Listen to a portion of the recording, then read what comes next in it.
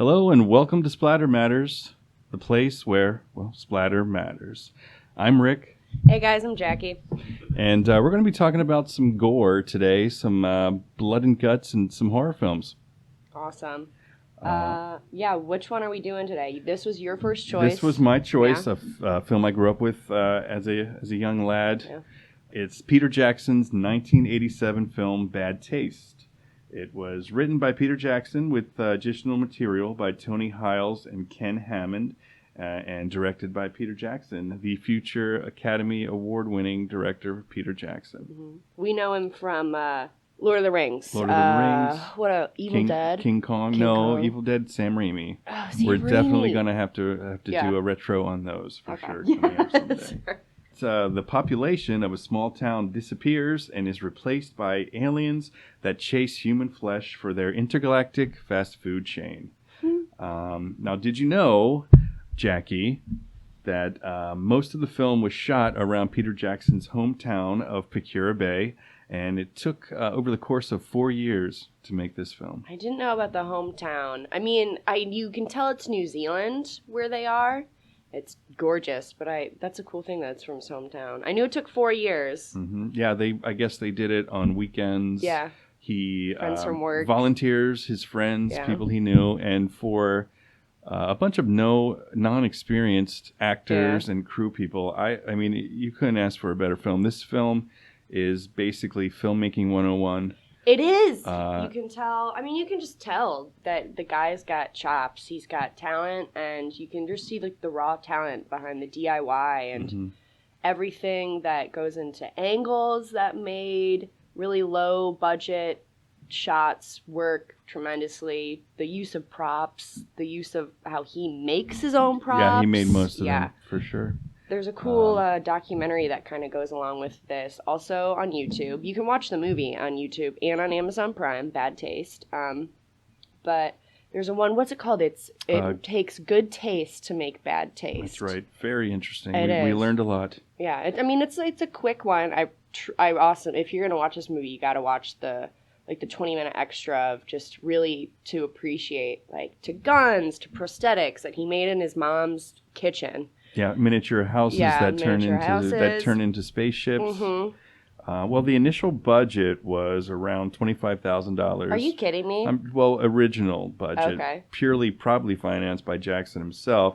But toward the end of the shoot, the New Zealand Film Commission invested around $235,000. What? Into the film to make sure that it got completed. Really? Yes. And didn't the film get what is it, like, blocked off? It was banned. It was banned in Australia after 3 weeks of So release. That's not New Zealand, but still. New Zealand, Australia, I don't know. They're all part of that. I don't know. Are they? Are they? Queensland? I really don't know. I don't know. Queensland. Yeah. Yeah, the Queensland Film. It's kind of like the Motion Picture Association of America, the MPAA, who give the ratings to the films. They thought it was way too gory and just really bad taste, actually.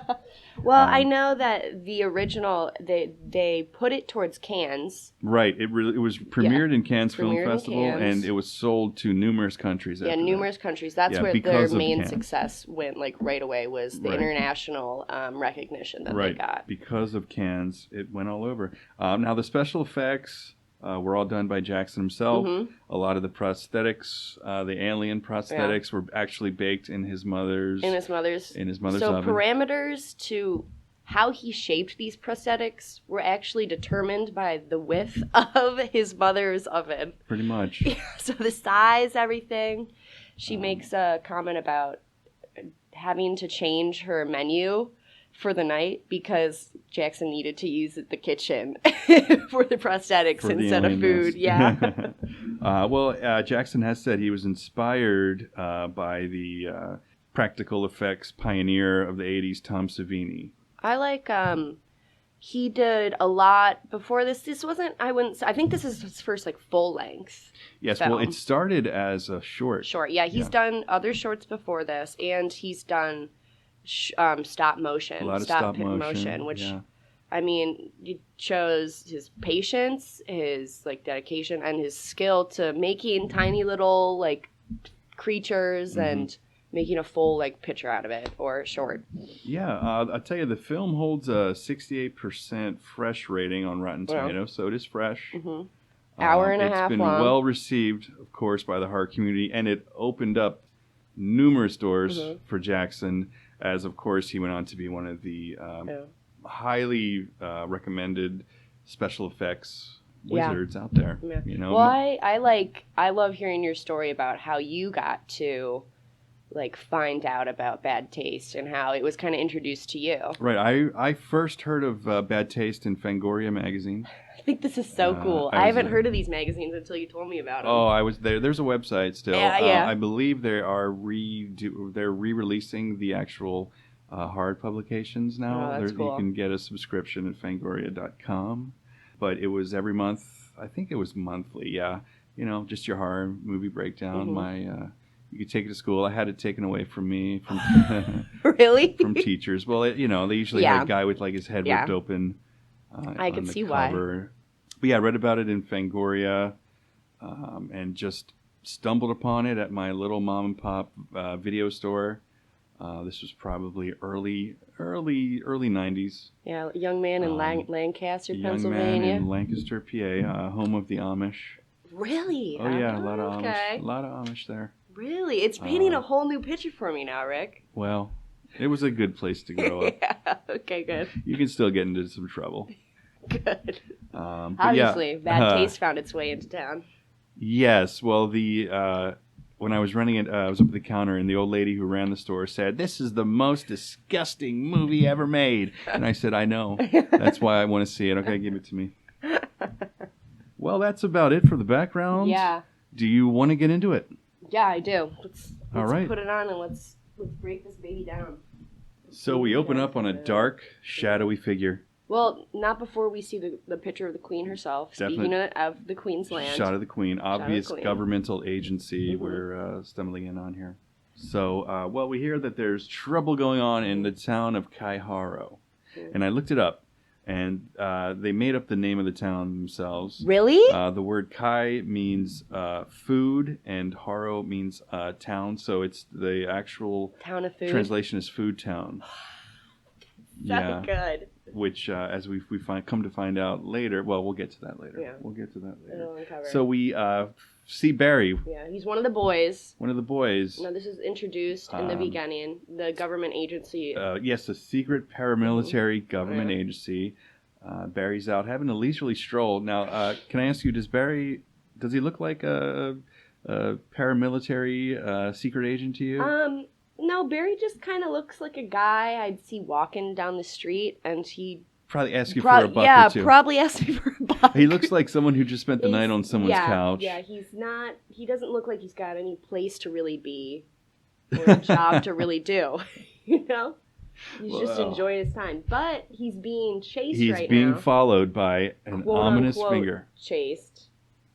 And, okay, so Rick says that this could be just because of their inexperience with acting, but I think, like, okay, so in this pursuit, everyone's walking slow. It reminds me of what you think of, like, a horror movie, an old like horror movie. Yeah, like a suspenseful, Hitchcockian. So she's running away, and the evil bad guy is chasing after her, but walking, and somehow catches up. This, however, both characters, protagonist and antagonists, are walking slowly. Pretty slow. Yeah, and they actually Barry makes the comment, "He's moving too fast!" And I think that's funny because he, in fact, is not. Yeah, well, Barry proceeds to shoot well, we don't know they're aliens at this time, but he shoots the person blowing his head square off. Gore. Had the top half of his head off. Nice blood splatter on this effect. Great prosthetic. Yeah. And nice blood pumpage. So we meet Derek. Derek, actually Peter Jackson, the man himself. Played by Peter Jackson. Yeah. He plays a scientist, but also the first scene we see him, he's just got drool running down his mouth. He's obviously mental to some degree. Played brilliantly, actually, by Jackson, I would say. So he's more the scientist of the group, sent to study the alien life forms. He seems to have been there a little bit longer than maybe Barry, doing some recon, checking out the scene. And I think him and Barry right now are talking to one another over their walkie-talkies, which I love Peter Jackson's walkie-talkie. I mentioned this multiple times. It's taped together. It is It's fabulous. definitely has a DIY feel to it. Yeah, it's fabulous. So a lot of where he is on this cliffside, and there's a lot of action scenes involved around this cliffside, and I think a lot of work what they do with the camera is really cool, because I mean there's just no way it looks dangerous. And there's just no way it was that dangerous. I don't know if it was a proper angle that he used or a camera lens. Well, but it looks like one of these guys could go falling off at any time. Exactly. It really does. I know that they did build a camera crane. They built a camera crane themselves, so I think that was used. It had to have been a lot of crane shots on the side of the hill. Yeah. But I mean, it's just also we'll get to it when we come to. But it's cool what they do with the area that they use, the props. I don't know. I don't think I can talk enough about what they use with what they have. The little details make the film. Mm-hmm. He definitely put some time into it. It gives it a sort of believability. Believability, but also a believability where it's not even believable. You know, it's he does it through comedy, and I think because he makes it a little bit funnier, it's easier for an audience member to kind of swallow and go along with it. Well, most of the gore effects do have a humorist. A lot of them are done for laughs. Most of them, I would say, are done for laughs. Maybe to shock a little, but mostly for laughs. Not too much to scare or horrify. Mostly, I would say, I don't know, to shock and humor, bring the humor out of it. I liked in the little documentary when they were interviewing his mom and his dad, just probably on their couch in their living room. She said they were talking about why maybe he got into horror, Peter Jackson, at first, and they made the comment about, well, it could have just been like an easier market to get into. Sure. And I totally agree. Oh yeah, a lot of young filmmakers start out that way. They don't cost a lot of money to make. Yeah. And people like them. Yeah, people like them. Yeah, well, our boy Barry is now being pursued by 4 of the men clad in their blue button-down shirts, jeans, and red sneakers. Red sneakers. Tennis shoes, sneakers. You say tennis shoes, I say sneakers. Yeah, but that's why you have 2 of us here. My wife always says she's wearing her tennis shoes, and I'm like, oh, you're going to play tennis? Oh, my God, Rick. They're sneakers, right? Get out of here. I don't get it. All right, so I made a comment of when the aliens were in pursuit of Barry. Yes, Barry is being chased by the aliens. He drops 2 things. He drops like a part of his walkie-talkie, and he drops his Magnum gun. Yes. And in pursuit, one of the aliens proceeds to, they all ignore the gun, but one picks up this useless part of his walkie-talkie, which I thought was funny. And I think we're meeting the other boys. Oh, here come the boys. Frank and Ozzy. They're 2 of the other paramilitary men. We learn the name of the organization, the Astro Investigation and Defense Service. Or AIDS. Or AIDS, yeah. And Ozzy does say, we need to change that name. Yeah, we need to change that name. We missed, I think, for me, one of my favorite, and there are a lot of one-liners in this movie that really are just funny and stand out. But when the scientist, Derek, goes, he's discovered about the extraterrestrials that have come to the town of Kailahara.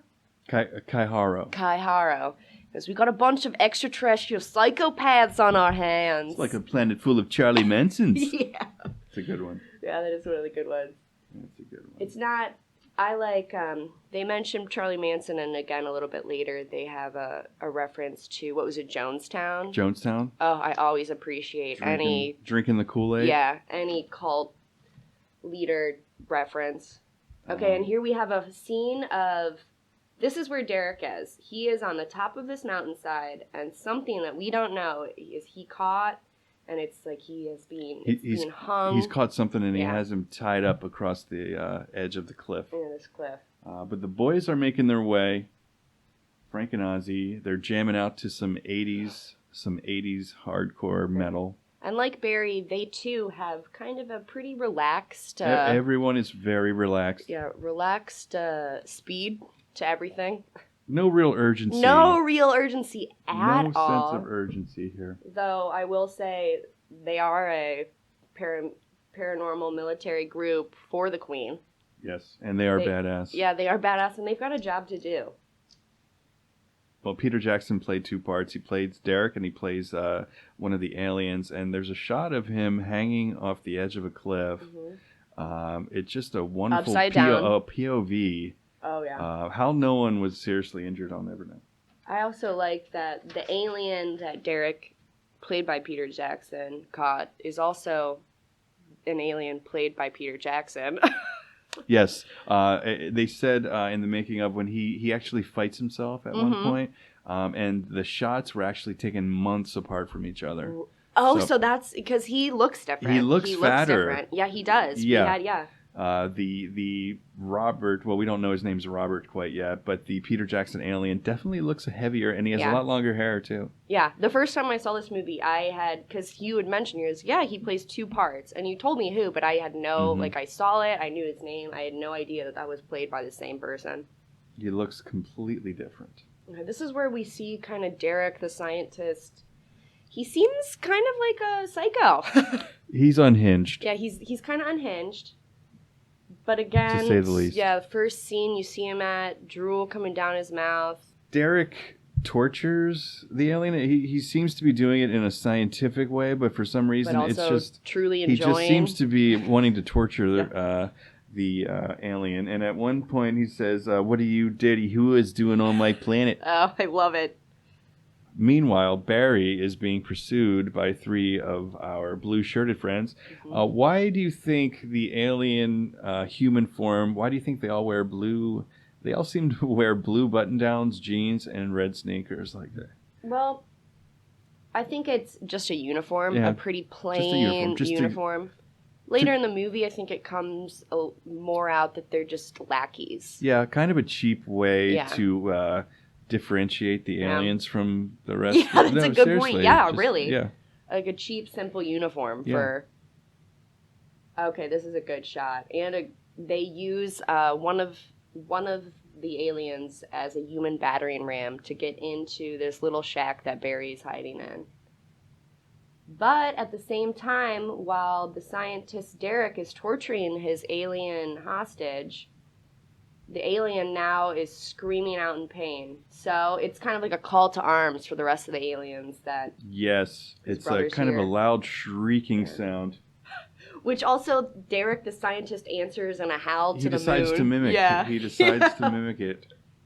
Yeah, Barry's also following the shrieks. He knows Derek's gonna be in trouble, buddy. Mm-hmm. Derek, they're coming for you. Mm-hmm. So he picks up his magnum. Trips. And almost loses it again. Yeah. I don't see how Barry can make it up the hill. Just by his physical physique. Just not a physical, his physical prowess.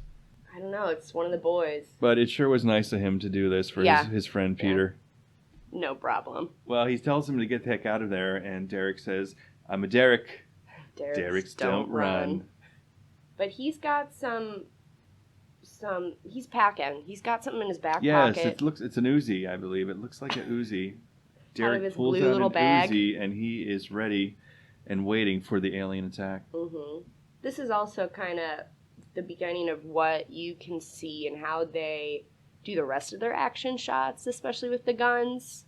It's a lot of bullets are flying everywhere. Mm-hmm. Yeah, well, they basically had to do the kind of shooting motion with their hands, and then he superimposed the muzzle flashes on the end. Yeah. I think it looks great. Oh, I think it looks cool. I hate when they do it nowadays with, like, the CG muzzle flashes, and it just looks like... up. It looks up like another slip. Shit. And speaking of shit, Derek just steps in a huge pile of cow shit. Yeah.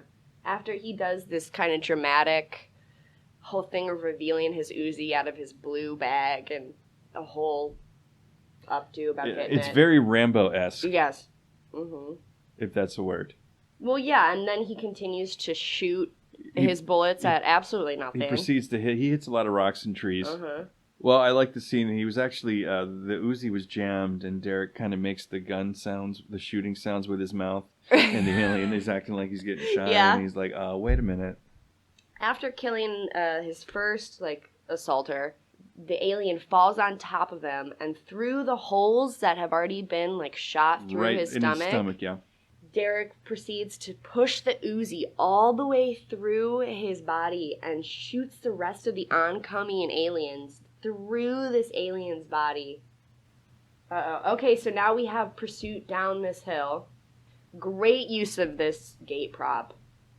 Yes, there's a fence. Yeah, fence. On the side of the cliff. Derek has a heck of a time stumbling over it. Real physics wouldn't require a person to have such issues. But I think, I don't know, it's funny. Yeah, it reminds me a lot of Rick Moranis in Ghostbusters when he's trying to get over the Central Park. When the monster dog is chasing him through the streets. Do you think they sped up anything in these sequences? Because it is kind of pretty slow. It doesn't look like it. Yeah, no, it doesn't. Unless they went even slower and sped it up.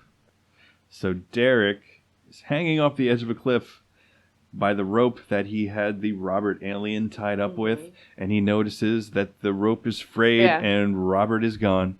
Yep.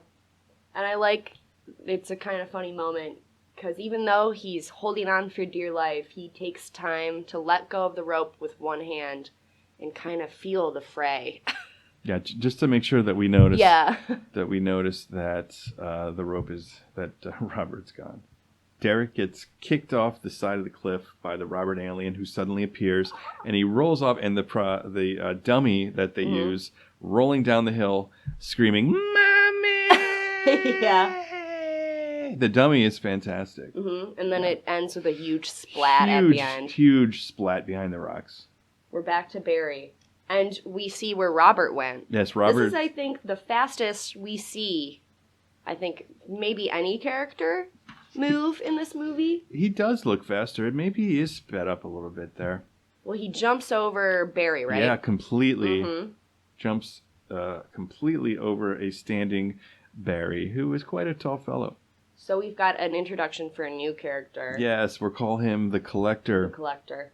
And this is something that I don't think, we've talked about this, we don't really fully understand. I believe he's pretending to be a pastor of some sort. He cuts probably to make it easier to collect. Cuts a piece of cardboard and puts it underneath his collar, the white... So I think he's scamming people. Probably. Yeah, I think he's just scamming people. He could be, And I think that's why when he goes to the house with the dog, I think that's kind of like a comment about kind of skeezy people not going up. I don't know. Maybe. All right, so the other boys, Oz and Frank, they're getting closer. They're still taking their sweet time. They're still taking their time. They're not driving right now. They took a pit stop. Yeah. I've got a crush on Oz. Yeah? Yeah, I've got a crush on Oz. Here's a good one. He's pretty studly. Yeah. He's pretty studly, I will tell you. What do they say when Derek dies? When Barry tells the boys that Derek has passed, Oz says, "Well, what about his aviary?" And he says the only thing that he could really relate to were his birds. And they cut to seagulls eating his corpse. Yeah. I thought this was cool. They made a town sign, Carhoro, so many miles away. Food town. And so this town is uninhabited because apparently aliens have taken the inhabitants. The town is deserted. Deserted. Yes. I mean, the town they use really isn't deserted, but they do a great job. It does. Truly seems like there are large shots. It seems like they're getting a lot of area. It does, however, it doesn't seem to be a hugely inhabited town anyway. It's kind of perfect. That's true. Well, no, That's serious. True. Yeah. It's kind of perfect, probably for their... I could see that as a small town. It's a pretty sparse community. The Collector has stumbled upon Robert, the Robert alien, sitting in some bushes eating the brains and insides of one of the aliens cut open head. Oh, yeah. Mm-hmm. It's like a garden shovel. But the Peter Jackson alien is chasing the collector. He's making it to his car, booking it. Mm-hmm. Did you guys ever say booking it? Like, let's book it. No. Okay. Did you? When we were kids, yeah. Really? Yeah. Okay. And we had to run. We would say, let's book it. We would go, scatter! Okay, that's okay. Yeah, same meaning. Yeah, scatter! Mm-hmm. So the collector is trying to get away, but his car won't start. Trouble. The classic horror movie trope, but eventually he does get it started. But only when the alien is just in reach. Yes, well, of course. Now, the type of car that he's in, it doesn't look like anything would work. Very believable that it takes about 10 minutes to get the window up.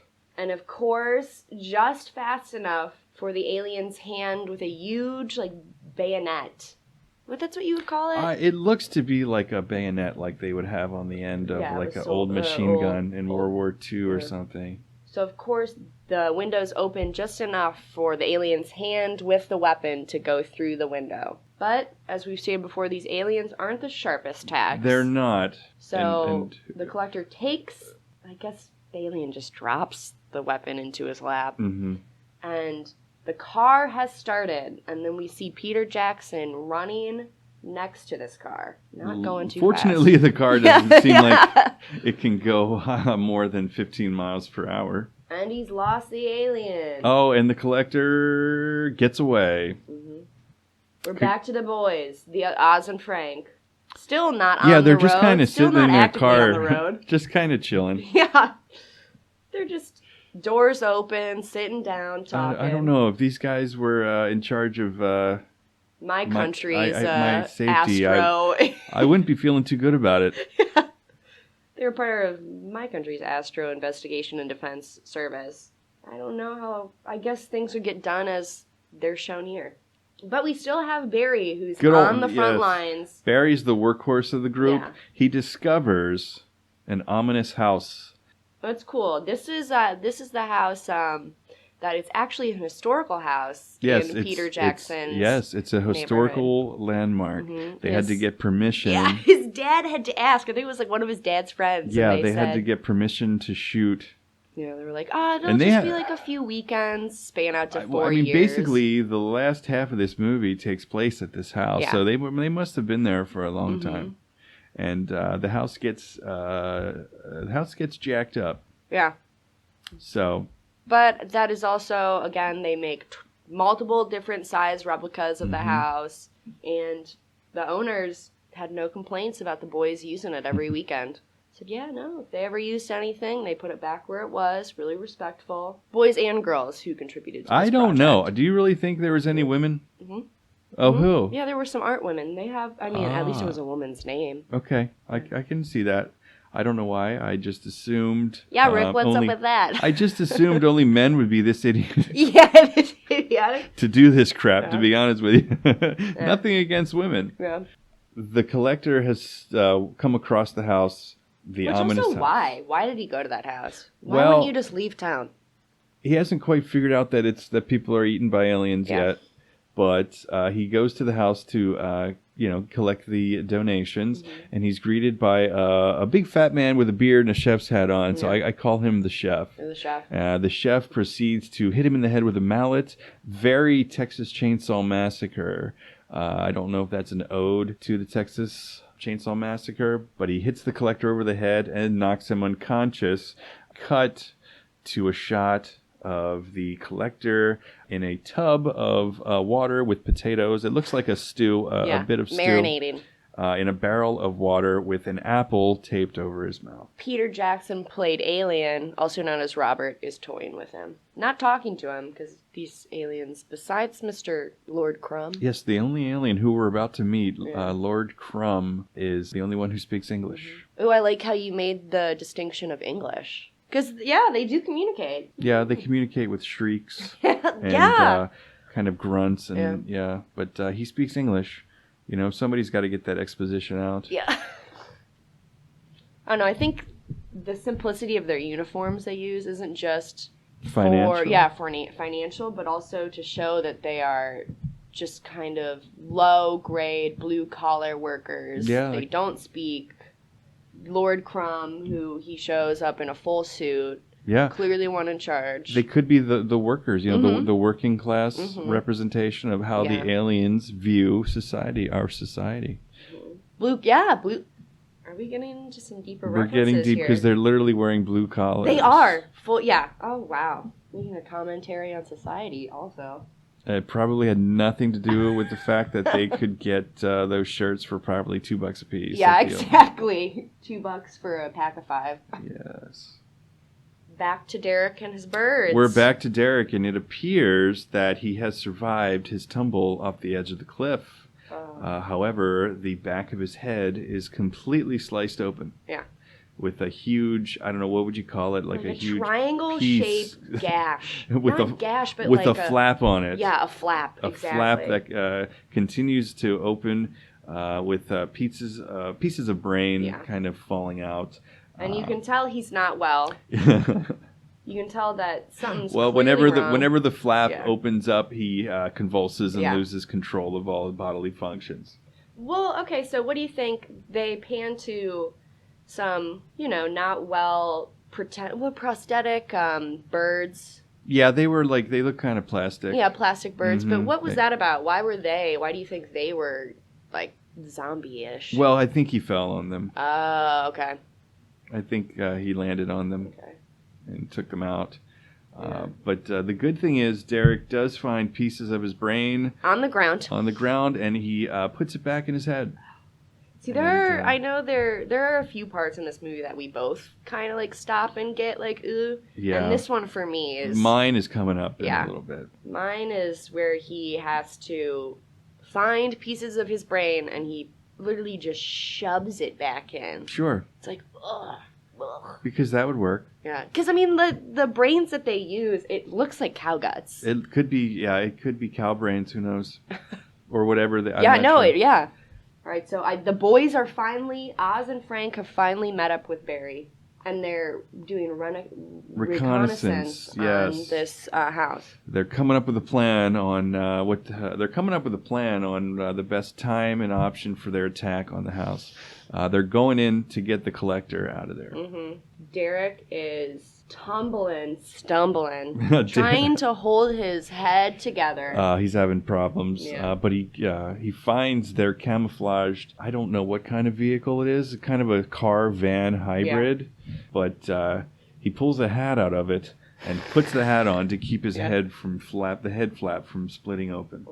He tries to put it on real tight, but it's not that tall of a hat. No, it's kind of a medium-sized top hat. Yeah. So he's seeing how it works, and not well. So he's down for the count right now. He's down for the count again. Freaking love Oz. Oz is a badass. He's a badass. He's got the leather jacket, the long 80s hair. Yeah. Frank's not that. Like, with Frank, he has a stogie in his mouth at all times. Yeah. That's a pretty bad boy look, too. Yeah, but he has kind of like a winter jacket like your mom would wear on. Yeah. It reminds me of... It reminds me of something. Not my mom, but it's one of those old... I swear I had a winter jacket like that when I was a kid. I'm thinking about the movie The Hot Tub Time Machine, where they go back and they're all in their winter garb in the 80s. And like I feel like that was one of the winter jackets you found. Not horror, but it's very 1987, I'll tell you that. And now they're going into their full-on... stealth mode. By wearing the stealth mode consists of wearing ski masks. Yeah, ski masks.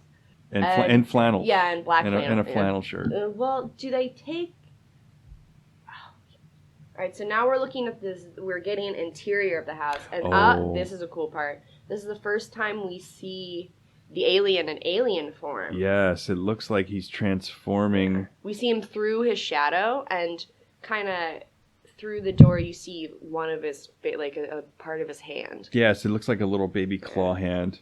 We're supposed to believe that the alien is transforming back into human form. And we meet Lord Crumb. He's talking to all of his... The head of the aliens. Yeah. and he kind of spells out their plan for their finished plan, honestly. For the audience now, as much as the rest of the group. A little bit of exposition about why they're here. They are part of the intergalactic fast food industry, and they are using the townspeople as to be the meat. Yeah, it's like their most delectable ingredient. Yes. Did we mention how it's aliens trying to get human meat for their intergalactic fast food chain? And the movie's called Bad Taste. Yes, it is. I don't think I even got that the first time. Until going over this stuff. I don't even think I realized that. But he also says to the collector who is marinating in the barrel, he says, "I wonder why you're soaking in 11 herbs and spices. Tomorrow we're having you for lunch." Human flesh is the new exotic taste sensation. What do you say? Wow, I hope I get some eyeballs. Oh, yeah. Oh, something about he likes the squishy parts. Yeah. Yeah. So the boys are in. The boys have entered the house through a back door. This is like a real comical part. They see a bunch of cardboard boxes covered in blood and guts, and we come to find out that is what remains of the townspeople. So after proceeding to slip on the blood on the ground, Barry, of course our boy Barry, the one who's always doing the work in my eyes, I think. He's the worker. Yeah, he is the worker bee. He proceeds to start mopping up the blood in the middle of this mission. Oz is the pretty boy. Yeah, Oz is the pretty boy. Barry's the unhinged pretty boy. Barry's the worker, and I'm not. Frank is just a quiet leader. He's just like, all right, this is what we're doing, guys. He's the quiet leader. Yeah. Derek, also another unhinged member. But Derek, yeah. Derek, he's losing his brains, but Derek is unhinged. Before. Derek's unhinged from the beginning. Yeah. Yeah. So the boys just got walked in on. Again, they're not really well hidden. No, they're not even trying to hide. But an alien walks in to the back room carrying a bowl. Mm-hmm. The boys take him down. And Ozzy... Catch the bowl mid-air. They catch the bowl, take him down, and Ozzy proceeds to rip his freaking head off. Yeah. Twist it and rips it off. Spinal cord and all. And everything. And Ozzy kicks it out the window. Mm. And Not he before... says, "Oh, the magic's still there." Oh, God. Not before taking the head apart from the spinal cord. And then kicking the head out the window. Another prosthetic that was baked in Peter Jackson's mom's oven. Did you like how the spine, when it was out, it was moving like floppy, back and forth? Yeah. Okay, so Frank is trying to go undercover. Oh, he's undercover. He put the alien shirt on. Yeah, and that is the extent of going undercover. Well, that's all you need. That's all you need. Pretty much their uniform. Like we said, blue shirt, jeans, and some red tennis shoes. Don't forget the bow. He had the bow. So Crumb, the leader, summons the Robert Peter Jackson alien. This is the only one to come back alive. Obviously, some sort of alien ritual we're about to witness here. I had no thoughts when I was like, who? Coming up is actually the only thing that gets me in the whole movie. And it got me when I watched it. I remember it vividly when I watched it the first time. Basically, Robert proceeds to vomit into the bowl that Frank is holding. It is a bright, it's like the Nickelodeon slime. Oh my gosh! Yeah, Nickelodeon slime. It looks like chunkier. Nickelodeon slime with chunks. Yeah, with chunks, with little colored. Yeah. Pieces So Robert too. vomits all this slime into the bowl, and the aliens are going to drink it. What they did for that was actually a puppet that had. Yes. So the puppet with a funnel in it, so they could funnel in the back, in and they they could open the mouth with the hand, and funnel the green slime through the. Yeah. So that's how that was done. If you guys at home were wondering. But it's a funny part. The old man grabs the bowl. And he says, the gruel is ready. Exquisite bouquet, Robert. And he drinks it, And he says, "Oh, aren't I lucky? I got a chunky bit." Mm-hmm. I mean, it makes it is chunky. It's chunky. It's chunky and it's green. And I'll tell you, what kind of grosses me out is not even the fact that they're supposed to be drinking puke. It's that the actors, boy, they don't even look like they want to drink it. I mean, would you really? Oh, no. It just looks gross on so many levels. And it's like when they drink it, it goes all over their face. All over their face, and it looks like a milkshake, a green shamrock shake. What do you think was in that? Shamrock shakes are delicious. Yeah, maybe it was made of shamrock shakes. Maybe Only it does we could taste dream. good. I bet it was just with like cereal. Marshmallow. Yeah, probably cereal and green food coloring and like a milkshake. I don't know. Oh. Yeah, Rick's having trouble. When it comes to Frank, Frank finally drinks it, and surprise, surprise, he actually likes it. Mm-hmm. He takes an extra swig. And during this point, Oz is looking on with pure glee to find his friend having to drink this liquid. Yeah, Oz is loving Frank's torment, I guess. Yeah. I think the vomit, it's supposed to be like human meat, right? Do you? Yeah. Because I think that's what they mentioned. Yep. I don't know if I always thought it was maybe how they sustain themselves. I don't know. I really don't know. Either way, it's one of the grosser parts of. But the ritual is over, and old leader Crumb says that they are leaving Earth tomorrow. Their mission is complete, and it's time for all the aliens to go to sleep. Oh, and they say lights out, and they say goodnight to each other. I love how they portray that. It's just they pan to the front of the house, and then room by room, one light goes off after the other, and you have like voices of good night. Yeah, good night. It's like the Waltons. Do you remember that show? No. No, thank you for agreeing with me. Yeah. there was a famous old 70s show where they would say goodnight to each other at the end of the show, and the last one was "Good night, John Boy." It was very famous. Really? Yeah, very famous in the 70s. But I mean, there are other programs and stuff that do that. There are. I just, of course, on record, can't think of them now. Okay, we're back to the collector. The boys have gotten to him. They have freed the apple from his mouth, and they are dumping him out of the barrel. Yeah, literally just by dumping him.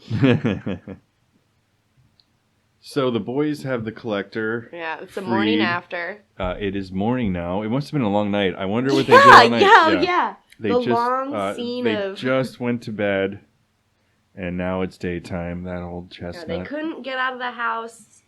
Yeah, why they couldn't get out of the house when everyone was sleeping? They obviously went to bed. But basically, the only way out is to shoot their way out. Yeah. They're going to get out one way or another. And they're going to take some damn aliens with them. They're not going to go quietly. They're going to take a lot of aliens with them. I think it's Oz who makes the joke. He goes, well, at least we got in quiet. And it's again, funny because you feel like you get a pretty good sense of the layout of the house, and it doesn't seem that complex, and they got in pretty easily. Mm-hmm. Yet getting out, there's going to have to be some hard action scenes that we're about to... Oh yeah, it turns into a commando. Yeah. Where there's just bullets and blood and explosions bodies flying everywhere. You're not really sure which direction they're coming from. Yeah. Although, I mean, it is edited well. It's just there's bullets and bodies flying all over the place. Well, I said this to you before.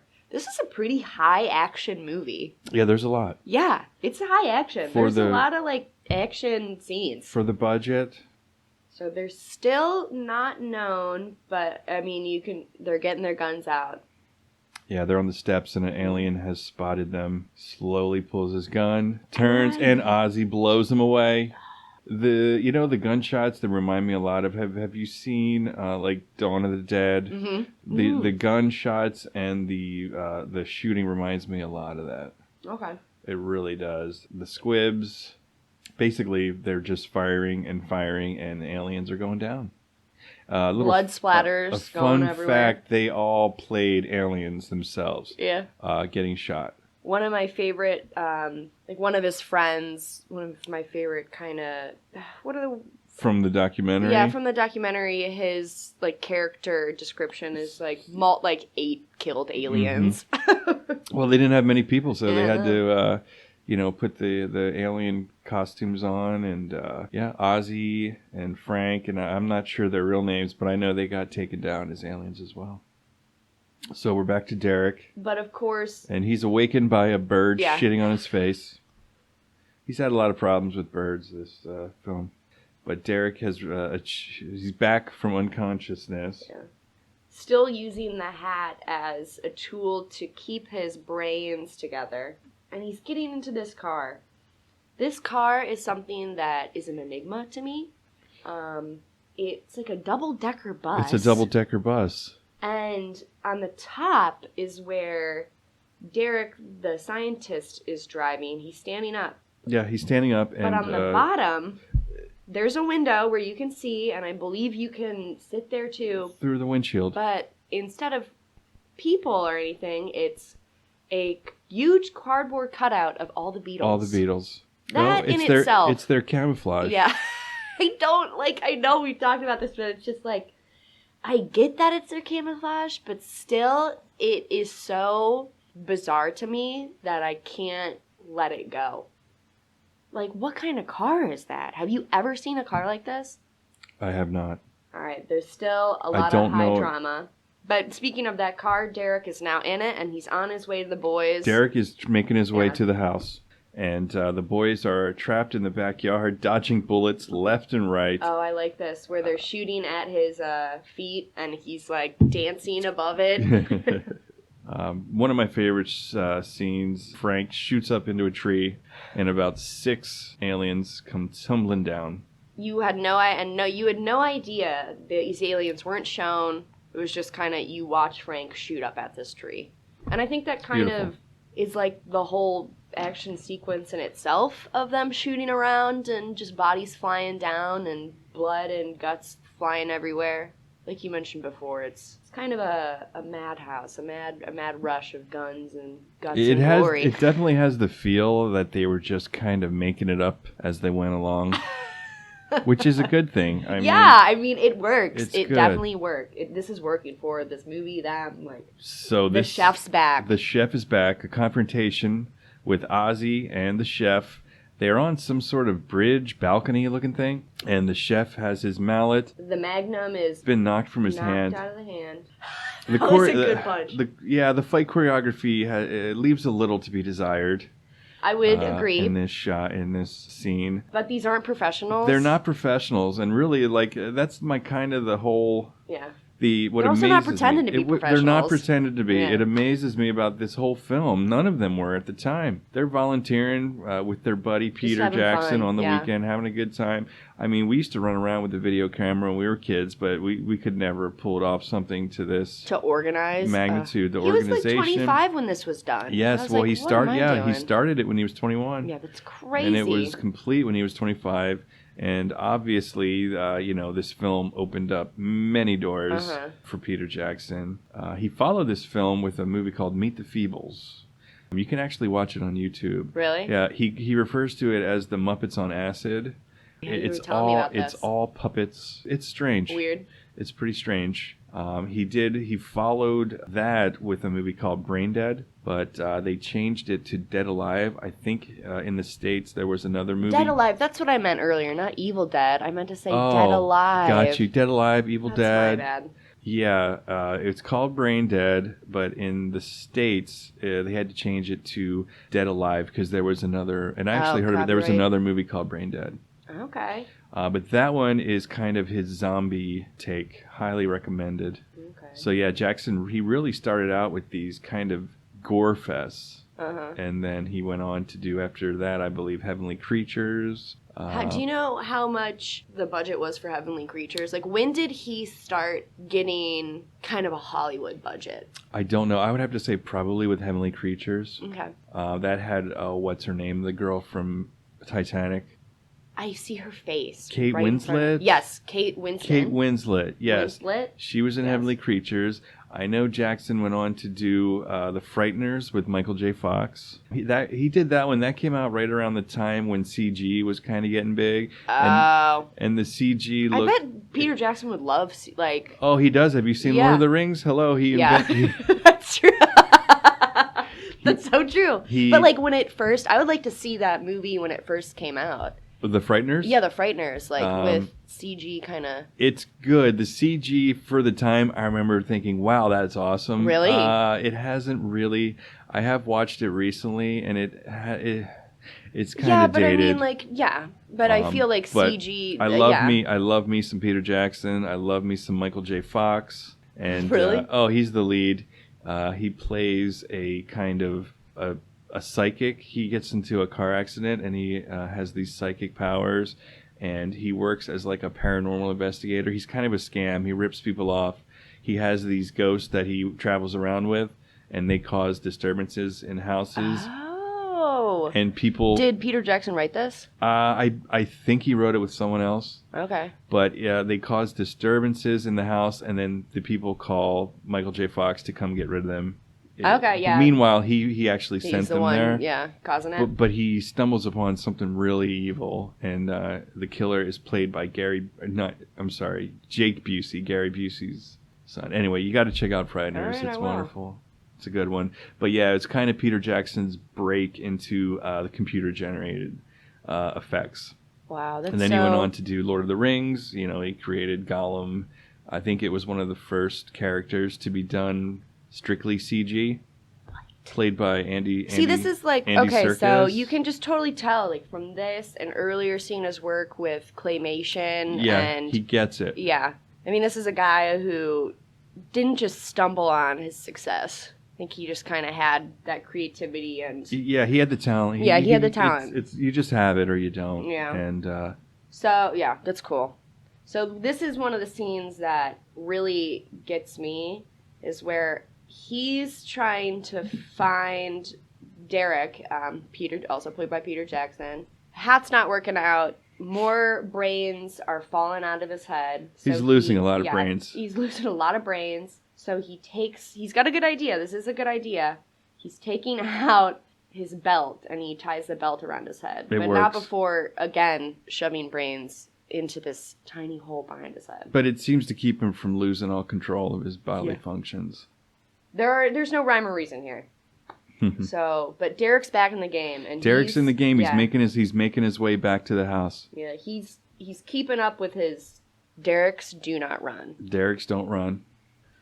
The boys are still. I don't know why they're not running from the house yet. I guess they're trying to take away as many aliens out as they can. I think the idea is that they can't. I would assume they can't get out.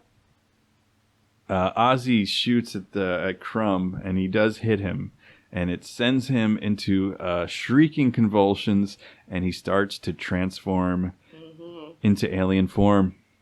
All right, so this is the first time that we're going to see full alien. Yes, full alien prosthetics. Yeah.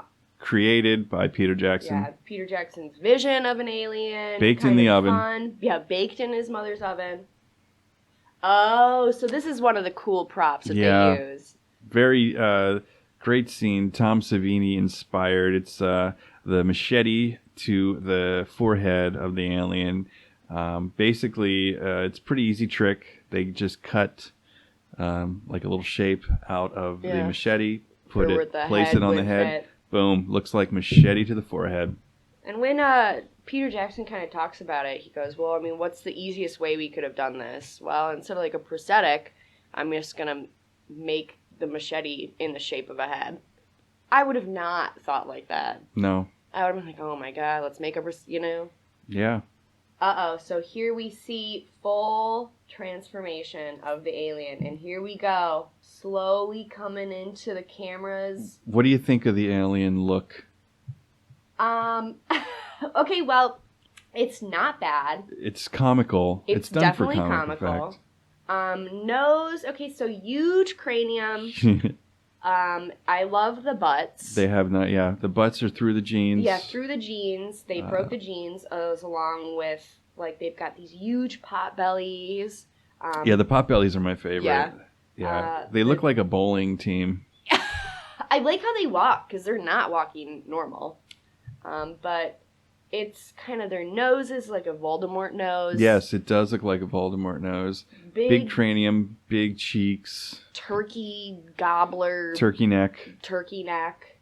hollowed out, like, saggy eyes, under eyes. And you see it quite a bit. They show the aliens quite a bit. Yeah. Oh, they, like, full view. Mm-hmm. Like, you see these men in these prosthetics running in all angles. Oh, the aliens have the boys cornered. They're shooting at the car. Are they going to get away? Yes. The boys peel out with the aliens flipping them the bird. Yeah. The boys did manage to get the collector to safety. I was really worried about that guy. How would you describe their walk? Like a waddle slash kind of like half gallop? They look a little constipated. Yeah, I mean, they're not all the way, they're not standing straight. They're not walking straight. Mm-hmm. They're definitely hunched over, backs and necks kind of like craned. Mm-hmm. Their knees bent. I have to wonder if that's intentional or if that's just the way they have to run with the prosthetics on. Yeah, I was wondering the same thing. Man, I would love to try those prosthetics on. They can't be comfortable, I'm sure. No. I mean, it's Ozzy time. It's Oz time. Ozzy takes his shirt off, showing the big guns. He's got a red wife beater on. Yeah, talk about the real guns of this show. This movie, I should say. He runs to the car, and that wooden box that we mentioned earlier, we're about to find out. It's coming into play. What could it possibly be? And I'm like, I thought the big guns were Oz's guns. Little do we know. Well, he pulled... Oh, yeah, that's... Oz's arms aren't the only guns in this show. He pulls out a rocket launcher. Oh, I like that. Yeah. The rocket launcher effect with Oz is really great. They literally had it on a fishing line. Yeah. And they pulled the rocket down the fishing line. Great shot going right for the car. It explodes. It looks like a good explosion, big explosion. I was convinced it's a big explosion. Exploded. They must have had someone who knew about pyrotechnics. I mean, to have an explosion like that, you need to have, I'm sure, well, who knows? Yeah, no, I'm kind of thinking like fire safety marshals there and things like that. I know they do. Yeah, but I also wouldn't be surprised if like they had the fire marshals, small town, and it was just kind of like practicing. Yes, when Ozzy shoots the car with the rocket launcher, it's a great explosion. And then he proceeds to take another rocket, flip it in the air, catch it, and put it into the rocket launcher. Because Ozzy's the man. Oh, yeah. So the rocket hits the house, and this is... Peter Jackson made 2 miniatures of the house. One was kind of real tiny. The other was probably a few feet high. And I think that's the one they used to, do the explosions. No, you're right. It was 3. Was it 3? It was 3 because it was kind of a normal size, and they made the section where it was exploded off to put on and off if they needed to. So there was kind of just the front replica, or no, I don't even think it was a front. It was just an outer replica, a tinier version for when they lifted it up. Yeah, when it lifts off. And then an even tinier model for when it's in space. Kind of orbiting the Earth. Orbiting the Earth. Yeah, just great planning needed. I mean, and they all did it themselves. I mean, you can definitely see that Jackson really knows. He knows what the heck he's doing. Yeah. Yeah, Oz is in the house chasing the aliens, taking them out one by one. Frank's there too. him. Frank's there too, and Derek has finally stumbled onto the house with his chainsaw. Chainsaw at the ready. He had to jump over, a tiny bush, but he didn't make it. He didn't quite make it, but it didn't stop him. So instead of using the front door, he proceeds to take the chainsaw and chainsaw the exact shape of him holding a chainsaw out so he can walk through. Yeah, very Looney Tunes. Very Looney Tunes, Bugs Bunny. Mm-hmm. Derek earlier has lost part of his brains. Hasn't stopped him from getting here, but yeah, he goes up. Well, I'm missing some. Well, you so won't be needing these. Oz puts down his machete. And he goes one-on-one, boxing style, like 2 men. A man and an alien. Mano y mano. Mano y mano.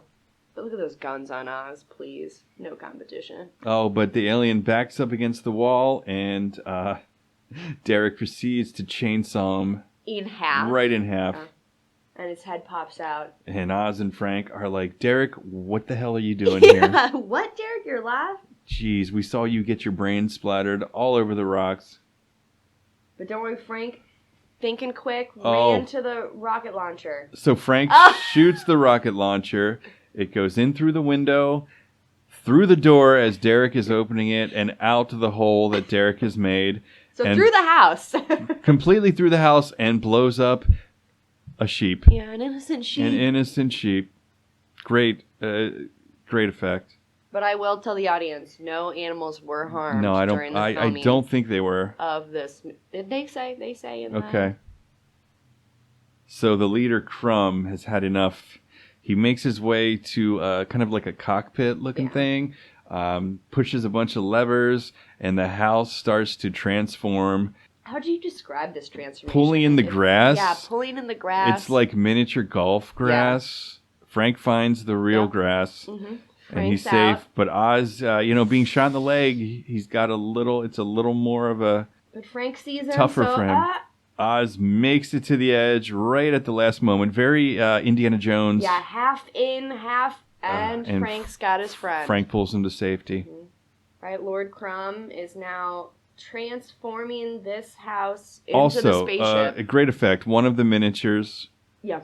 It basically smoke machine coming out of the bottom. Did we ever get information on how they lifted it up so high? Yeah, it was a pure camera. They used a crane, but to make it look high, it was just a pure miniature effect. They had the camera way low. They had the little house, and they just lifted it up. That's what I'm saying. I mean, yeah. I mean, you can see why this guy went on to make Lord of the Rings. Yeah. So the alien ship has taken off with one surprise. Derek is still on board. Derek is still on board. With his chainsaw. Of course. And with a belt still wrapped around his head. They don't explain, I guess there's compression. They don't explain how Derek can breathe. Well, also the house has a huge hole in it. There's still gravity. Yeah. But that's okay. Yeah. This movie is not pretending to be something. No. It's not. Well, that's why it works. It never takes itself serious. There's never takes itself seriously. A lot of fluff. It's just so Lord Crumb's going around. And... Yeah, Crumb hears something, and he looks up, and Derek has cut a perfectly round hole in the ceiling, and he proceeds to dive, chainsaw first, through the top of the head of Crumb, all the way down through his crotch. Whoa, eyeballs popping out. It resembles a baby, a baby being born. Yeah. And what does he say at the end? I'm born again. I'm born again. Basically, it looks like his head is sticking out of the ass. Yeah. Lord Crumb's still standing up, though, He's still standing, but he's obviously done for. Wearing Crumb's skin, Derek grabs the phone and says, I'm coming to get you, bastards. After passing by Saturn. Venus? The Saturn. End. Which one has the rings? Saturn. Yes. The end. The end. Yeah. Wow. So, Jackie, I know this was a first-time watch for you. I was worried. I thought you might think I was a complete freak. I wondered what you took from it. I know you liked it. Yeah. But why you liked it, if you recommend, other people to watch it. Well, I mean, I liked it. I think we've talked about it. It's low budget, but it's just well done. There's a lot of creativity behind it. The blood and guts, it's just really fun. It's just a really fun watch. I think it was a great choice for us to talk about, especially because it's older. It's a more established guy that we get to see kind of where he came from and his creativity, and then what he's also capable of doing at greater lengths. And also being able to have that cool side documentary of oh wow, so he did do a lot of stuff himself. And so this was basically just him and his friends on the weekend having fun together and probably just hanging out. So I thought, it was really cool. Like we said, it doesn't pretend to be something it's not.